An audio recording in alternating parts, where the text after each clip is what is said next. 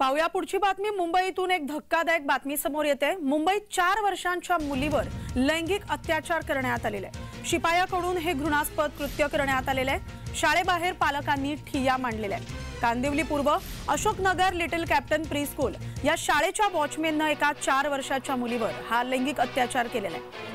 चौकीदाराने मुलीशी गैरवर्तन केलेले आहे। त्यात मुलीला काही जखमाही झालेल्या आहेत। डॉक्टरांनी तपासणी केलेली आहे आणि त्यात ही सगळी पुष्टी झालेली आहे। मुलीला वेदना होत होत्या आणि तिने हल्लेखोराला ओळखलेही आहे।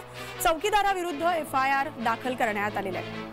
परंतु त्या विद्यार्थ्याबद्दल सहानुभूती दाखवण्याऐवजी शाळेचे अधिकारी आणि त्यांच्या प्रतिष्ठेची बाब असल्याने दोषीला पाठीशी घालण्याचा प्रयत्न करतायत। हा धक्कादायक प्रकार सगळा मुंबईतून आहे। मुंबईतल्या एका शाळेत 4 वर्षाच्या मुलीवर लैंगिक अत्याचार करण्यात आलेला आहे। पालकांनी लिटिल कॅप्टन या शाळा प्रशासनाविरुद्ध रस्ता जाम करून निदर्शनं केलेली आहेत आणि आरोपीला लवकरात लवकर शिक्षा व्हावी अशी मागणी पालकांकडून केली जाते।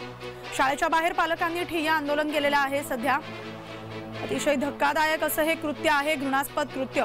शाळेच्या शिपायानंच 4 वर्षाच्या मुलीवर लैंगिक अत्याचार केलेले आहेत। या मुलीनं आरोपीला ओळखलेही आहे, मात्र शाळा प्रशासनाकडून आरोपीला पाठीशी घालण्याचा प्रयत्न केला जातोय आणि पालकांकडून संताप व्यक्त केला जातोय।